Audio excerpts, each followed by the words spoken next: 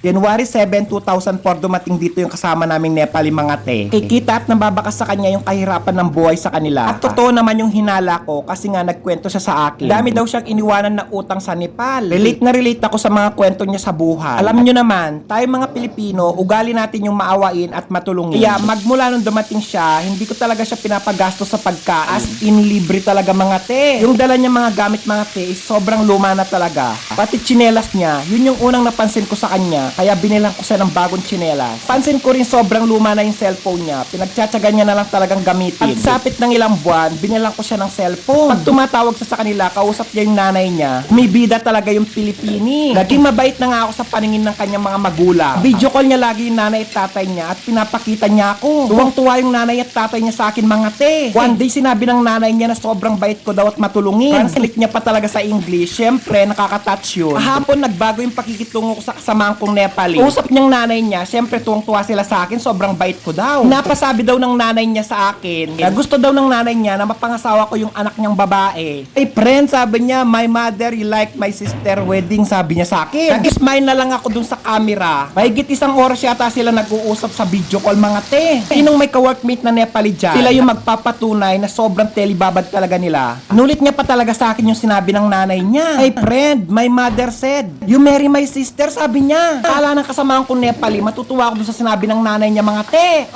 Na gustong mapangasawa ko yung anak niyang babae. Niniwala na ako ngayon kung ano yung kabutihan na ibinibigay mo sa kapwa mo. May sukling ibabalik sa'yo pero parang ayoko yung sukli mga te. Ayoko mag-asawa ng babae. Kaya kanina sinabihan ko yung kasama ko Nepali, ngayon magluto ka ng pang sarili mo. Bumili ka ng sarili mong tubig, magluto ka ng sarili mong ulam at saka kanin, sabi ko sa kanya. Nagtaka yung kasama ko Nepali, bakit daw ako nagagalit? Totoo ba ako doon sa balita niya sa akin? Sino ba naman hindi magagalit? Kapatid siyang lalaki, 18 years old, pagtapos yung babaeng napiling irereto sa akin.